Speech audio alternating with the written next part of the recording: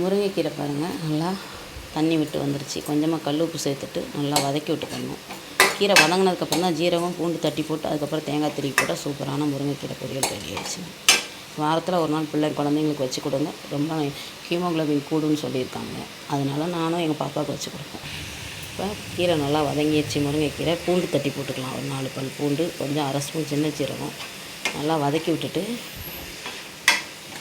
நல்லா சுருளை வதங்கிடணும். அதுக்கப்புறம் தான் தண்ணி ஊற்றணும். இல்லைன்னா தண்ணி ஊற்றினோம்னா இதாகும்.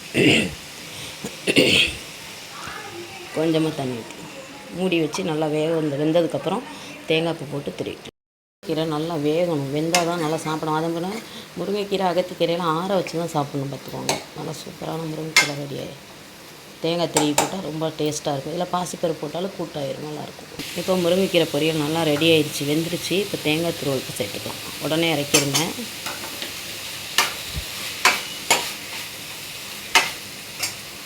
பச்சைமணி பார்த்திங்கன்னா சூப்பரான சூடான நல்லா மாங்காய் பச்சடி ரெடி ஆயிடுச்சு நம்ம வீட்டில். இந்த பக்கம் சூடான சாம்பார், சுட சுட சோறு ரெடி ஆயிடுச்சுங்க. அதுக்கப்புறம் சூப்பரான சத்துள்ள முருங்கைக்கீரை பொரியல் ரெடி ஆயிடுச்சுங்க. அவ்வளோதான்.